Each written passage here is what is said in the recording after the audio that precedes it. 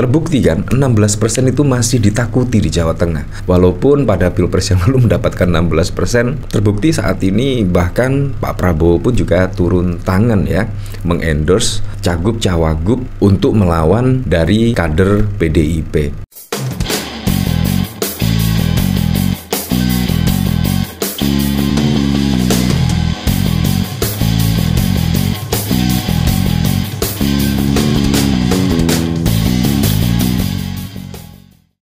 Memang semuanya terkaget-kaget ya. Kenapa Pak Prabowo Subianto itu hanya mengendorse Ahmad Lutfi dan Gus Yassin pada Pilkada Jawa Tengah. Padahal masyarakat Indonesia khususnya itu menyorot pada Pilkada Jakarta, di mana Ridwan Kamil itu didukung oleh 16 partai politik, dan bahkan juga Ridwan Kamil mengatakan pada saat lalu didukung oleh mantan Presiden Jokowi dan bahkan didukung oleh Pak Prabowo Subianto. Tetapi sampai saat ini pun juga tidak ada endorse dari Presiden terpilih Pak Prabowo Subianto secara terang-terangan seperti yang dilakukan pada Pilgub Jawa Tengah. Pada waktu lalu memang sangat mengherankan sekali, tiba-tiba Pak Prabowo Subianto di tengah kunjungan ke luar negeri tiba-tiba ada video yang muncul. Wah, konon katanya sih Pak Prabowo juga marah-marah ya. Entah marah-marah kenapa, tanda kutip ya. Kalau kita lihat video dari Pak Prabowo Subianto ketika mengendorse atau mengkampanyekan cagup dan cawagup Pilkada Jawa Tengah itu terlihat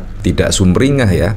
Seharusnya tersenyum lah, dan bahkan seharusnya Ahmad Lutfi dan Gus Yassin itu juga tersenyum. Tetapi sangat tegang sekali kalau kita lihat video pada saat lalu ya. Dan konon katanya ada yang marah, entah. Tetapi saya tidak tahu lagi sih, konon katanya sih. Nah, apakah terkait dengan dukungan Pak Prabowo Subianto ke Ahmad Lutfi itu terkait ya balas jasa kepada mantan Presiden Joko Widodo? Ya, kalau kita ketahui pada saat lalu ketika Pak Prabowo Subianto berkunjung ke rumah mantan Presiden Joko Widodo, itu juga terlihat dari yang dipakai baju yang sama dan bahkan juga Ahmad Lutfi dengan pakaian yang sama. Kalau kita lihat dari video yang beredar itu kayaknya sih diduga ketika Pak Prabowo Subianto berkunjung ke Solo pada saat lalu. Artinya sudah beberapa hari yang lalu dibuatkan video itu. Tetapi entah kenapa pada saat Pak Prabowo terbang ke luar negeri, video itu di-up dan dipublikasikan dan juga viral di media Twitter khususnya. Apakah seperti ini kira-kira skenario terkait Pak Prabowo mengendorse cagup dan cawagup seperti apa yang dikatakan oleh Stefan Antonio? Kenapa Jokowi all out di Pilkada Jawa Tengah? Karena kalau Andika Perkasa menang, Andika bakal jadi lawan berat bocilnya Mulyono di pertarungan Pilpres 2029. Ya kali rakyat Indonesia lebih milih Gibran dibanding Andika Perkasa. Nah, bagaimana menurut Anda? Apakah ini terkait pada pencalonan Pilpres 2029? Ya otomatis lah, menurut saya kalau Andika Perkasa menang juga bisa saja akan dideklarasikan menjadi calon presiden pada Pilpres 2029. Dan bahkan juga bisa saja terjadi, misal berpasangan dengan Pak Pramono Anung, sangat bisa terjadi. Karena saat ini yang paling disorot itu pada Pilgub Jawa Tengah dan Pilgub Jakarta. Semua bisa terjadi. Apakah kira-kira Andika Perkasa akan berpasangan dengan Ganjar Pranowo? Semua bisa saja terjadi. Terbukti kan 16% itu masih ditakuti di Jawa Tengah. Walaupun pada Pilpres yang lalu mendapatkan 16%, terbukti saat ini bahkan Pak Prabowo pun juga turun tangan ya, mengendorse cagup-cawagup untuk melawan dari kader PDIP. Nah, 16% memang sangat menakutkan sekali. Nah, dari sini saya juga penasaran, kira-kira komentar-komentarnya seperti apa ya? Demi memuluskan jalan sang anak, lawan-lawan disingkirkan dulu jauh-jauh hari. Pramono Andika kah? Gue sih wait and see aja. Yang utama menang Pilgub dulu lah, bahagiain warganya masing-masing. Jangan lupa ada AHY 2029 bakal habisan untuk RI 1, setuju. Iyalah harus ada calon yang wajahnya sehat dan matanya segar. Bener Om ya, bagaimana menurut Anda? Apakah Anda setuju dengan tweetan Stefan Antonio? Ya menurut saya sih bisa saja terjadi. Kenapa juga harus Pak Prabowo juga turun tangan bahkan secara terang-terangan mengendorse Ahmad Lutfi dan Gus Yassin. Ini juga perlu dipertanyakan, kenapa tidak di Jakarta, kenapa tidak di Jawa Timur? Apakah alasan demikian karena Andika Perkasa sangat menakutkan ya pada 2029? Kita kembalikan lagi ke masyarakat. Yang jelas elektabilitas dari Andika Perkasa semakin hari juga semakin naik.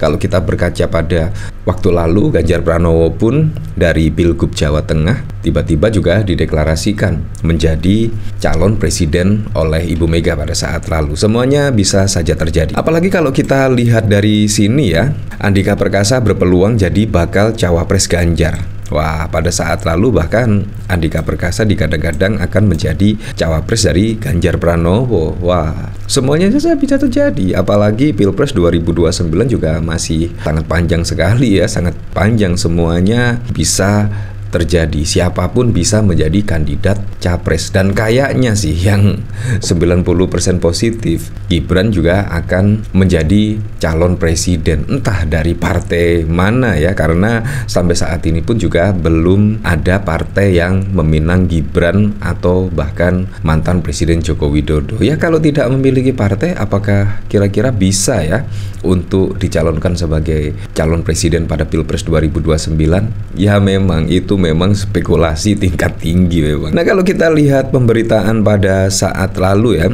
Partai Demokrasi Indonesia Perjuangan menyebut mantan Panglima TNI Jenderal Purnawirawan Andika Perkasa sebagai salah satu bakal calon wakil presiden yang cocok mendampingi bakal calon presiden Ganjar Pranowo di pemilihan presiden 2024. Terhadap peluang itu, Andika Perkasa mengaku siap jika memang kelak ditugaskan. Wah, jadi Pak Andika Perkasa juga akan siap bila dipasangkan dengan Ganjar Pranowo pada saat lalu. Ya memang sih, kalau kita lihat pada saat lalu, Jenderal Andika Perkasa itu mendukung Ganjar Pranowo dengan berbagai alasan. Bahkan kalau kita melihat pemberitaan dari sini, sudah klik di hati. Wah, apakah ini ya yang ditakutkan oleh Pak Jokowi? Jenderal Purnawirawan Andika Perkasa menceritakan alasannya bergabung di tim pemenangan nasional Ganjar Mahfud.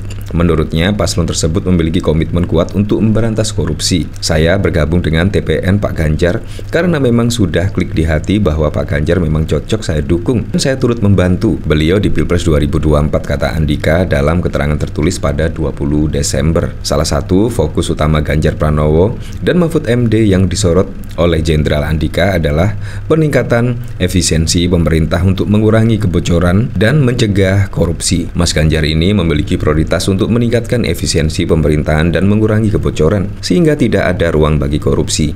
Anggaran-anggaran yang bisa dioptimalisasi harus diperhatikan, ucapnya. Andika juga menyinggung perhelatan debat Capres-Cawapres yang akan digelar oleh KPU untuk meninjau kapasitas dari paslon nomor urut 3 tersebut. Ya memang pada saat lalu ketika Pak Prabowo terang-terangan mendukung Ahmad Lutfi itu menjadi kejutan tersendiri ya. Apalagi kalau kita lihat pada saat lalu Pak Prabowo bahkan juga menyerap program-program dari Ganjar Pranowo. Ya seperti apa? Seperti pemutihan hutang petani dan para nelayan dan UMKM. Menurut saya itu yang diutarakan Ganjar pada saat lalu, program-program pemutihan hutang itu sudah diungkapkan Ganjar udah jauh-jauh hari. Tetapi saat ini juga sudah diimplementasikan di pemerintahan Pak Prabowo. Menurut saya sangat keren sekali. Dan bahkan juga tidak hanya itu saja, tetapi masih banyak lagi program-program dari pasangan Ganjar dan Mahfud itu juga saat ini dieksekusi di pemerintahan Pak Prabowo, dan itu juga sangat keren sekali.